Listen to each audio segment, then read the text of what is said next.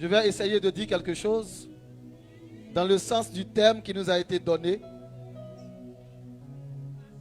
Transformé à son image. Transformé à son image. Je vais lire un texte. Genèse 1, à partir du verset 26.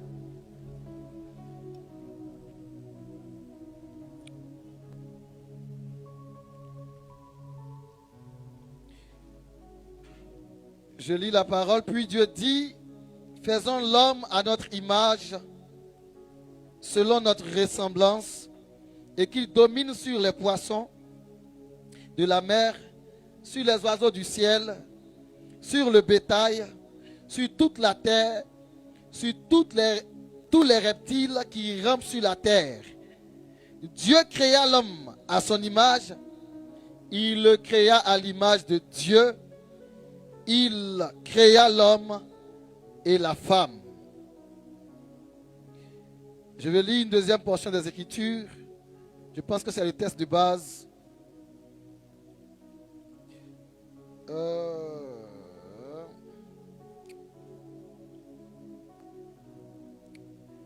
Est-ce que quelqu'un a soif de Dieu ce soir?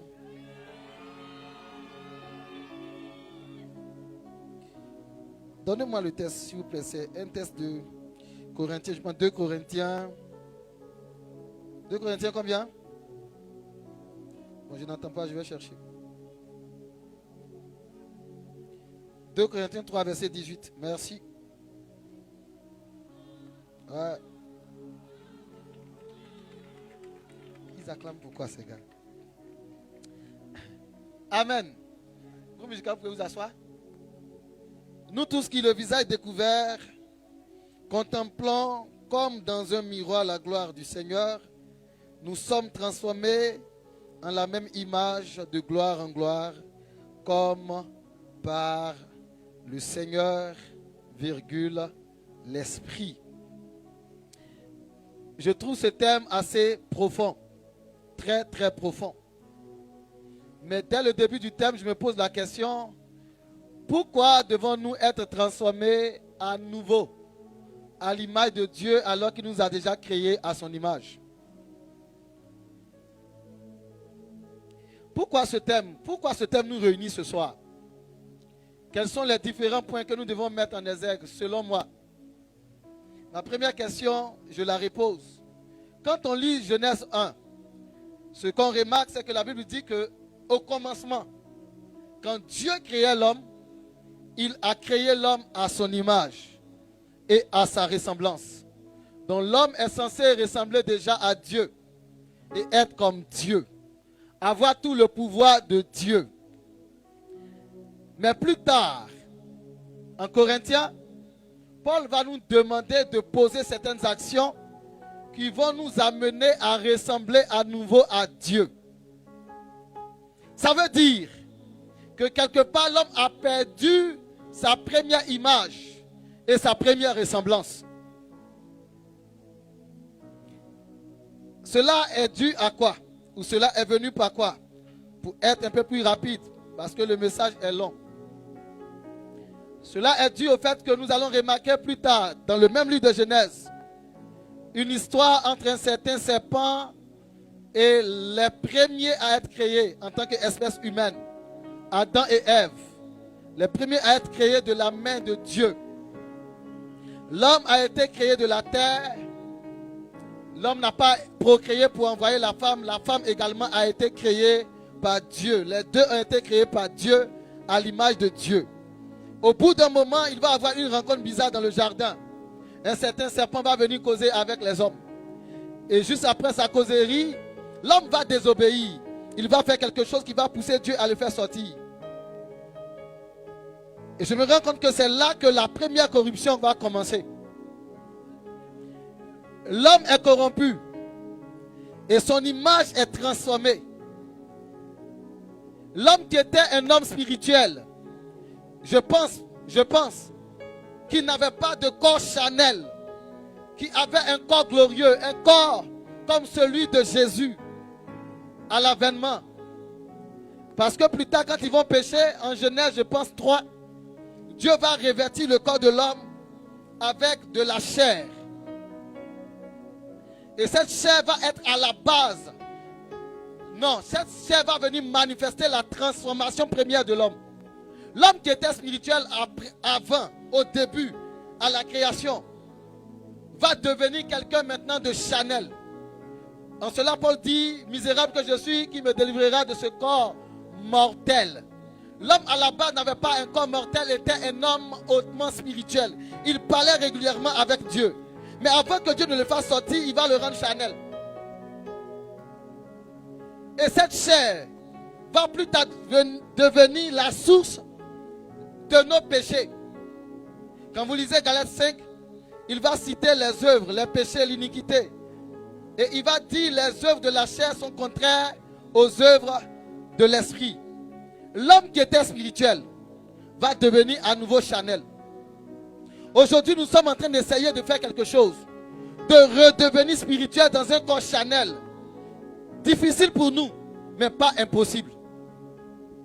Ce soir, je pense que si quelqu'un est ici, notre objectif à nous tous, c'est de nous aider à nous rapprocher de plus en plus de Dieu et de ressembler à nouveau à Dieu. Est-ce que quelqu'un a envie de ressembler à Dieu ce soir?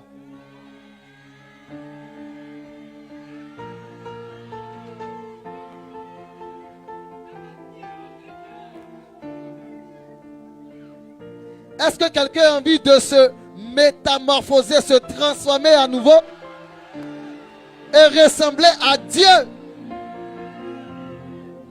On a aujourd'hui beaucoup de challenges. Beaucoup de challenges à suivre Dieu. Être spirituel nous demande beaucoup d'exercices. Il arrive parfois même dans tes temps de prière d'avoir des fesses qui défilent.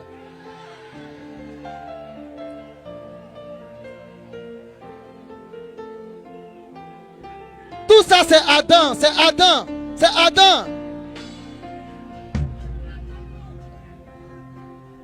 Ce vieux homme spirituel qui n'avait pas honte. C'est la femme que tu as mise à côté de moi, c'est elle qui m'a donné, j'en ai mangé.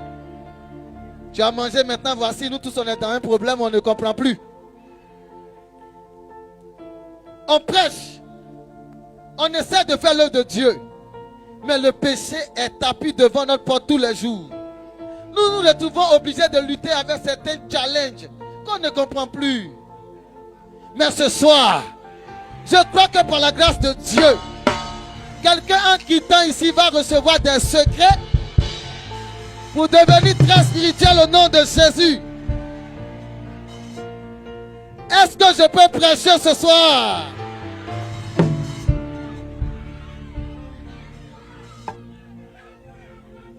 Joue que j'entende.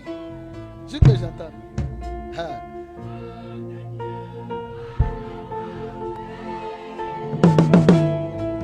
Les gars, devenir spirituel s'impose à nous. Ressembler à Dieu n'est pas un choix. C'est une obligation pour quiconque veut aller au ciel. C'est une obligation pour quiconque, étant chrétien, veut faire des prodiges et voir des miracles au travers de sa vie. C'est une obligation pour quiconque veut marcher avec Dieu. Pourquoi? Parce que dans l'Ecclésiaste, il dit, deux personnes pour marcher ensemble doivent être d'accord. Les oiseaux de même plumage volent ensemble. Vous ne pouvez pas marcher avec Dieu sans ressembler préalablement à Dieu.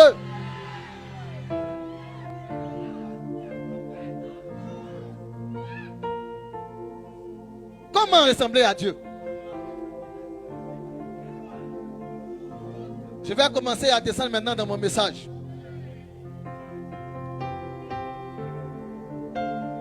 Je réfléchissais quand j'ai vu le thème. Et le Seigneur m'a mis à cœur certaines choses.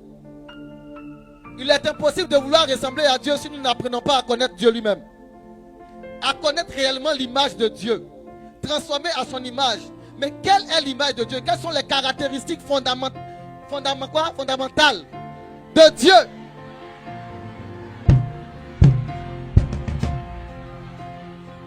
Recevez l'esprit. La lettre tue, c'est l'esprit qui vivifie. Recevez l'esprit du message.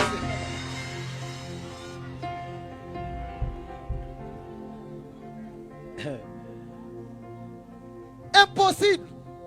Alors j'ai eu à cœur de vous présenter Dieu, de donner 4 grandes caractéristiques majeures de Dieu. Mais ces 4 caractéristiques vont s'appuyer sur les 3 grandes manifestations de Dieu. Dieu le Père, Dieu le Fils et Dieu le Saint-Esprit. Le Père est caractérisé par quelque chose que nous connaissons tous. En Jean 3, verset 16, il y a un verset qui va montrer quelque chose émanant du Père. La Bible dit que car Dieu a tant aimé le monde, qu'il a donné son Fils unique, afin que quiconque croit en lui ne périsse point, mais qu'il ait la vie éternelle. Je veux caractériser. Bon, ce mot me fatigue. Je veux montrer, révéler le Père par son amour. Une chose est fondamentale et claire quand vous voyez Dieu, quand vous apprenez à le connaître, c'est son amour. Pour ce qui concerne le Père, vous apprenez à connaître le Père par sa patience envers nous. Quand nous étions encore pécheurs, il n'a pas retardé son amour, son action pour nous. Il est venu très vite essayer de nous sauver alors que nous étions encore pécheurs. Essayer de nous retirer de la boue alors que nous étions encore pécheurs. Pour ce qui concerne le Père, j'aimerais que nous retenions une chose. Le Père est caractérisé par son amour. Et il est impossible qu'un chrétien veuille ressembler à Dieu en éteignant cette partie de Dieu en lui. Aujourd'hui, beaucoup de chrétiens essaient de faire beaucoup de choses. Mais il y a une chose importante qui est en train de sortir de l'église. C'est l'amour. L'amour réel entre nous autres. L'amour entre les uns et les autres dans l'église. Il est devenu fréquent de voir dans l'église de l'hypocrisie qui rentre. Il y a beaucoup d'hypocrites dans l'église. On a du mal à voir Dieu, à expérimenter Dieu, à voir un certain niveau de miracle. Parce que les chrétiens ne s'aiment plus entre eux. Nous sommes dans une forme de concurrence qui n'est point divine. Tel veut démontrer que son église est plus puissante que telle. Tel veut démontrer que son père spirituel est le plus loin. Dans même l'église, parmi les départements, il y a des départements qui...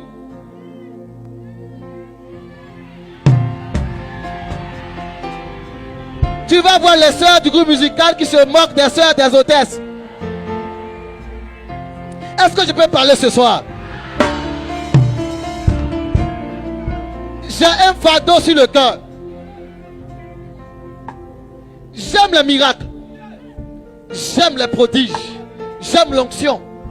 Dans les débuts de ma conversion, à peine quelques jours après ma conversion, j'ai eu la garde de prier des heures. 10 heures. Non-stop. J'étais un amoureux. Je le suis toujours. Mais j'ai fini par comprendre que sans l'amour, tout ce que nous faisons est vain. Il dit en 1 Corinthiens 13, il dit, même si je parle le langage des anges, si je n'ai pas d'amour, c'est en vain. On n'en parle pas le plus souvent, mais les gens ne s'aiment pas. Dans l'église, il y a un problème d'amour, c'est le problème basique. Ce qui fait qu'il y a certaines choses qu'on n'arrive pas à voir dans l'église. C'est un problème de cœur qui n'est pas sincère. Un manque d'amour vis-à-vis de Dieu et un manque d'amour vis-à-vis des hommes. Si quelqu'un aime son père spirituel, qui commence premièrement à essayer de faire des éloges de son père, ce sont les premiers qui vont commencer à intervenir et à accuser. Ce sont les chrétiens. Quand vous partez sur les réseaux sociaux, quand nos frères chrétiens essaient de faire quelque chose que nous ne comprenons pas, les premiers à réagir, à venir écrire en bas des commentaires, ce sont les chrétiens. Mon père aime le dire. Il dit, tu n'es pas le secrétaire de Dieu. Quand Dieu veut faire quelque chose, il n'est pas obligé de t'expliquer d'abord avant de le faire.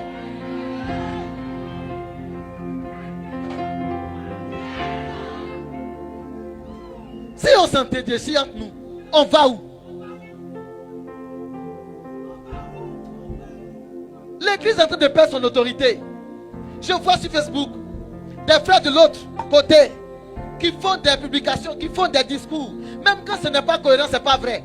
En bas, leurs frères viennent écrire des choses pour les féliciter, les encourager. Jamais tu vas voir un autre frère de cette religion venir critiquer l'autre. C'est rare. Chez nous, quelqu'un va venir voir un frère qui a des dreadlocks. L'autre frère va venir écrire, ce n'est pas spirituel. La démonstration de sa connaissance, il va étaler tout sur Facebook pour démontrer que celui-là n'est pas de Christ. Mais combien d'âmes tu as déjà gagné pour Christ?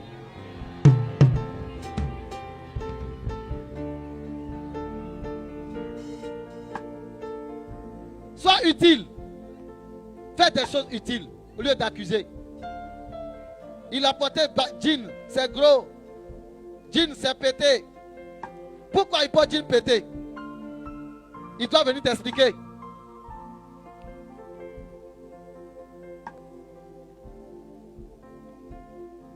J'ai envie de dire quelque chose.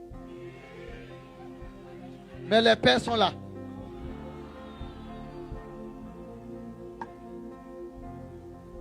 Rendez-vous utile.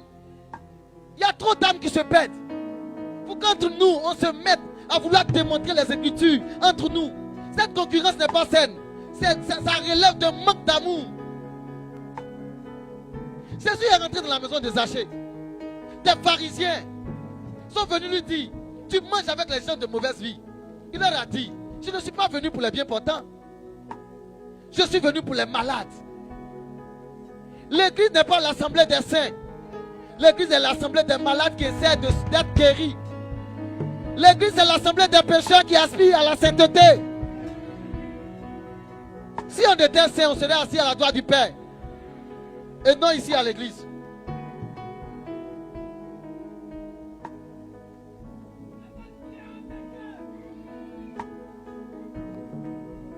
Si on se réunit ici, et si on doit se réunir davantage, premièrement, que ce soit dans l'amour du Christ. Tu es assis peut-être à côté d'un voisin que tu ne connais même pas, à qui tu n'as même pas demandé le nom.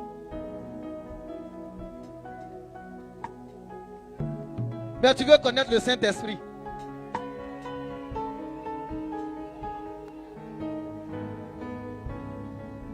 Toi, tu es aspiré par les choses élevées.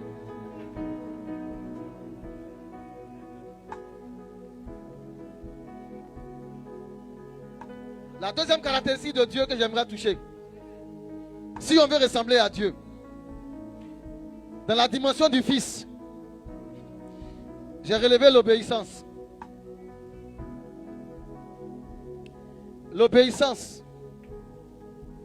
On est dans une génération où aujourd'hui tout le monde veut être utilisé par Dieu, mais sans se soumettre à un Père.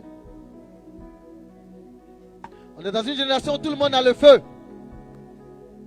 Et tout le monde veut brûler tout le monde. Si nous tous on a le feu, on est tous embrasés. Qui allume qui?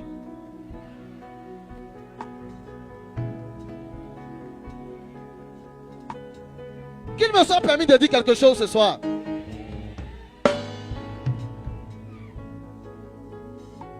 Le réveil spirituel que nous cherchons ne peut pas venir si nous n'avons pas de cœur obéissant.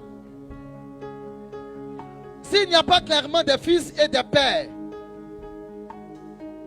On me racontait un témoignage de l'homme de Dieu, le pasteur Mohamed Sanogo. À un moment donné de sa vie, dans le début de son zèle, il aime le dire souvent, au début il était vraiment zélé. Il a organisé un programme. Et de façon maladroite, sans avertir son père. Et l'invité de ce programme était le prophète Kakou, paix à son âme. Et à ce programme, il y avait du monde. C'était, je pense, dans le stade de Daloa. Et l'homme de Dieu était arrivé lorsque son père a appris. Et il a appelé, lui a dit: fils, j'ai appris qu'il y a un programme. Je sais qu'il y a un programme ici, mais j'ai appris que c'est toi qui organises. Il dit: effectivement, c'est moi qui organise. Il lui a dit: comme tu n'as pas pris d'autorisation, annule.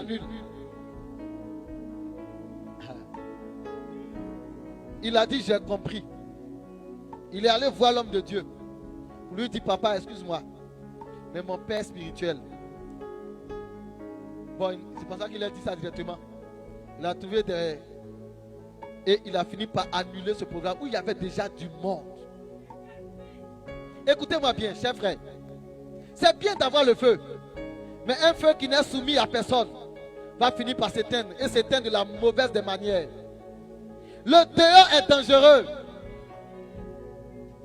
Tout le monde n'est pas fait pour être exposé trop tôt. Si un enfant peut prendre 9 mois dans le ventre d'une mère, qu'on s'assure qu'il soit aussi formé, bien formé avant de sortir. Il y a des personnes qui doivent prendre autant de temps sous un père. Je vois beaucoup de personnes qui essaient d'organiser des programmes de réveil. Vous savez, je ne sais pas si je dois tout dire. De peur de vexer certaines personnes.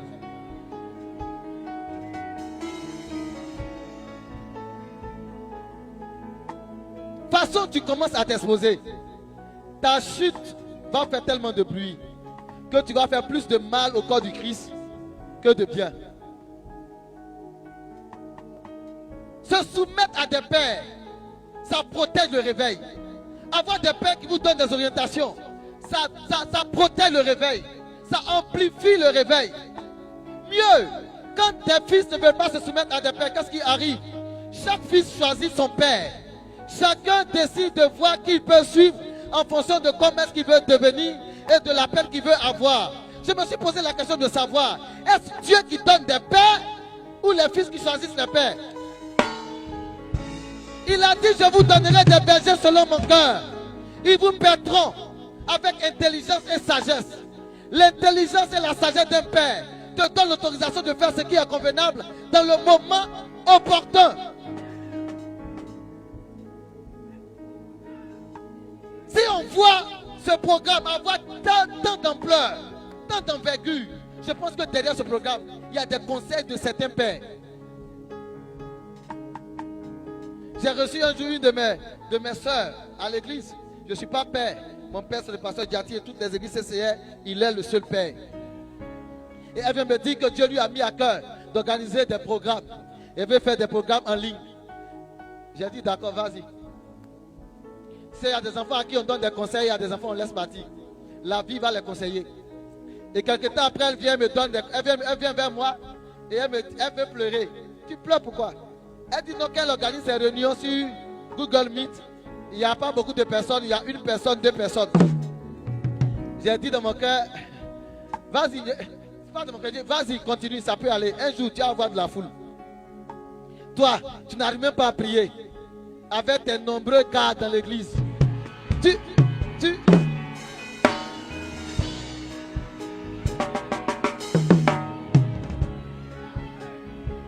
Écoutez-moi. Plusieurs parmi nous sommes encore au CPN des choses spirituelles. Tu es encore en train de lutter avec la masturbation. C'est toi qui veux apporter le réveil.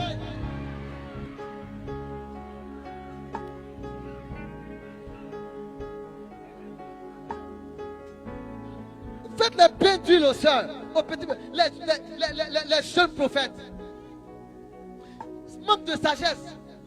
Il y a trop de manque de sagesse. Et ils les étalent sur les réseaux sociaux. Est-ce que je peux dire quelque chose? Je vais dire. Ma femme c'est toi. Ma femme en rouge. Je suis légalement et officiellement marié avec 3 enfants. Je n'ai pas gaspillé mon mariage. Je me suis mis très vite au travail.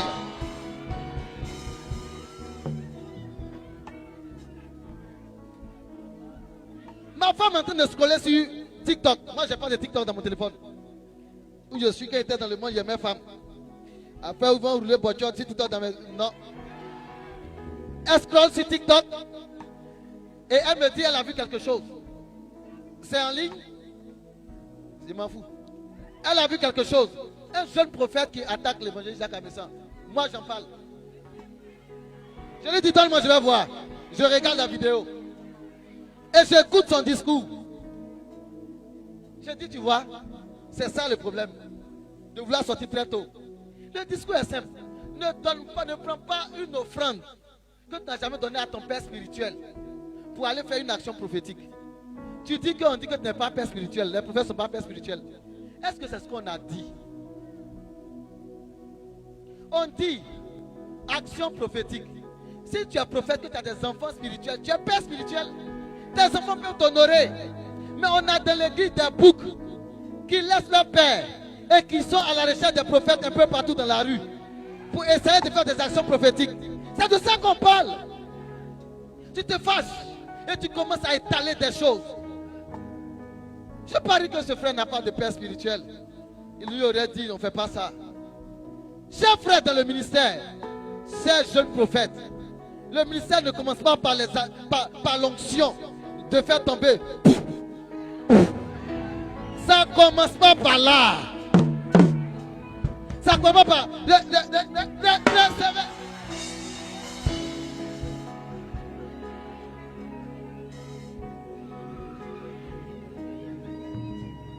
Ici.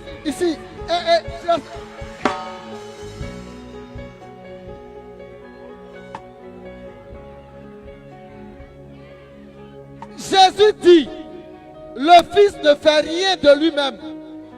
Il fait ce qu'il voit faire au Père.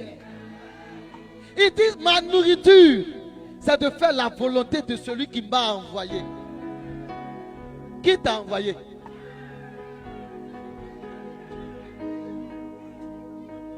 Si tu veux ressembler à Dieu, être transformé à l'image de Dieu, il faut te soumettre à cette loi. Tout le monde est fils. Même Dieu s'est fait fils. C'est ce qui mélange les gens. Il s'est fait fils, il s'est fait père, il s'est fait Saint-Esprit. Le fils était soumis au père. Dieu s'est divisé en deux pour se soumettre à lui-même. Apprenez la soumission. Apprenez à obéir. Les frères dans l'église, ne soyez pas des chrétiens, des fidèles, soyez des fils.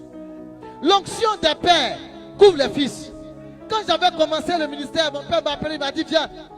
J'ai décidé de durer à l'église sans jamais faire église. Je prenais plus de plaisir à l'église que d'ouvrir une église. Et à un moment, il m'a dit, va à Boaké, va faire l'église. Je ne connaissais Boaké ni d'Adam ni d'Ève. Je suis arrivé et l'onction de mon père me porte. Quand vous voyez quelqu'un réussir, c'est que derrière, il y a des prières d'un père qui le garde. Jésus a dit à Pierre, Satan vous a réclamé pour vous cribler, mais moi j'ai prié pour toi. Quel est ce père qui prie pour toi? Quelle est la prière de ce père qui te couvre? Vous vous promenez d'église en église, cherchant le réveil. Le réveil ne peut pas venir en dehors de l'église. Le réveil, ça commence dans l'église. Vous manquez vos gouttes pour des mouvements de réveil. Vous réveillez qui?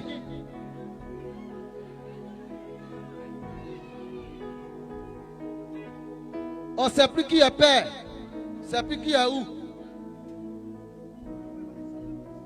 Je continue ou j'arrête?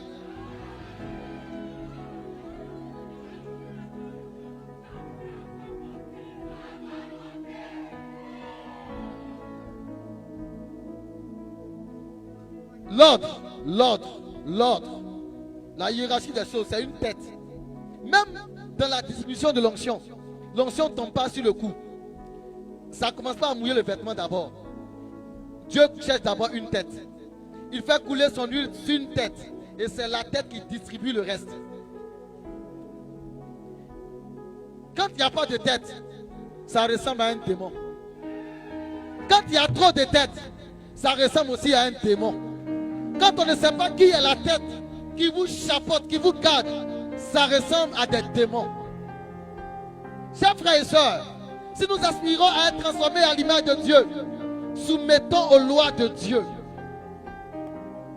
La troisième chose que j'aimerais toucher, je suis maintenant dans la dimension du Saint-Esprit. Je parle.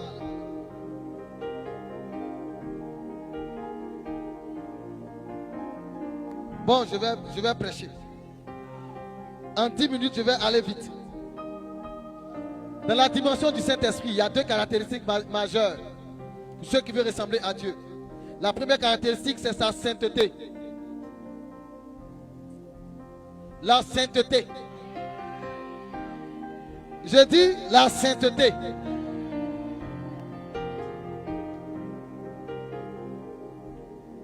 On ne peut pas vouloir être chrétien, ressembler à Dieu et bannir la sainteté. Quand on parle de sainteté, on trouve qu'on exagère. Non, on n'exagère pas. Soyons réalistes. Tu ne peux pas être dans l'église, jouer au piano et sortir avec les soeurs du groupe musical. Non, non, non, on ne va pas accepter ça.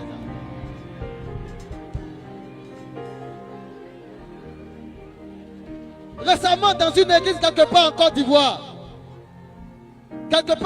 une église, un protocole, le protocole principal du pasteur dans cette église, couchait avec un membre du département, avec une sœur dans le département de protocole. La sœur ne voulait plus et le responsable insistait pour coucher avec elle. Et elle n'en voulait tellement pas qu'elle lui a dit d'accord, fais-moi une vidéo où tu te masturbes. De telles bêtises dans l'église de Jésus. Un responsable, protocole, derrière le pasteur qui attrape son sac, qui l'accompagne, se filme en vidéo en train de se masturber pour envoyer une soeur dans l'église. La soeur a pris la vidéo et elle a fait fuiter ça dans l'église. Vos vidéos vont sortir dans les églises.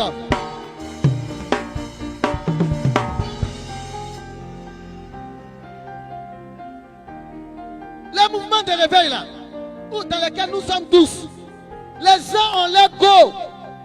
Les go ont leur gars. Ils prient ensemble, ils couchent ensemble. Ils prient ensemble, ils s'embrassent ensemble. Est-ce que je peux pousser un peu? J'ai dit, il y a son client ici, beaucoup même. Ils sont entre go et gars. Vous cherchez quel esprit? Le Saint-Esprit, sa caractéristique majeure, on ne l'appelle pas sale esprit, c'est Saint-Esprit. Il n'est pas en dehors de la sainteté. Si vous voulez voir Dieu, vous êtes obligé de vivre dans la sainteté. Il dit de rechercher la paix et la sanctification, sans laquelle personne ne peut voir Dieu. Or, pour être transformé à l'image de Dieu, Corinthiens nous dit, nous tous qui le visage découvert le contemplons. C'est-à-dire il faut le voir pour être impacté par sa présence, impacté par son onction. Moïse est monté à la montagne, il l'a rencontré. Quand il est descendu, il y avait une gloire sur son visage. Mais il dit, si nous vivons dans le péché, nous ne pouvons pas le voir. Ça veut dire que si nous ne le voyons pas, nous ne pouvons pas être transformés à la même image que lui.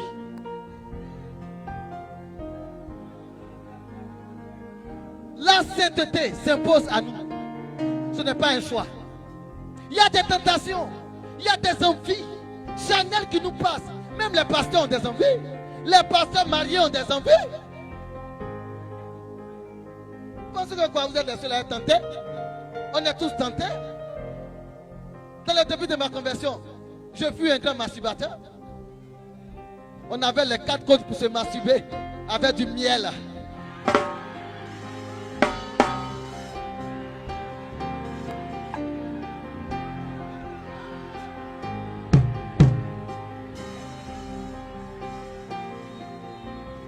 Mais on a quitté toutes ces choses. Jésus nous a transformés. Ne nous réunissons pas pour prier. Ça ressemble à de l'hypocrisie. Après 2 heures de prière, 3 heures de prière, sur ton téléphone, sous ton drap, caché-toi seul, en train de regarder la pornographie. Vous scrollez sur Facebook, vous voyez les soeurs. Maintenant, leur mot c'est de mouler les fesses. Tu vois bien que ce qui est là, ce ne sont pas des versets bibliques. Mais tu t'arrêtes dessus. Et vous dites, c'est quoi ça? Le monde est gâté, hein?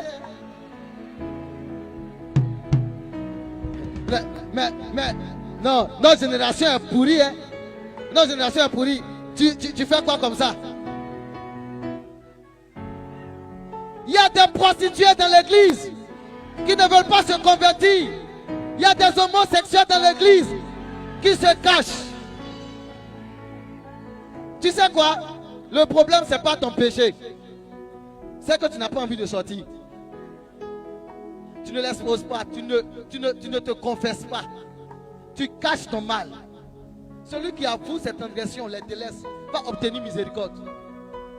Les chrétiens de nos jours, des assoiffés de réveil, mais des gens qui sont à l'actualité des choses du monde. Vous écoutez la musique mondaine. Vous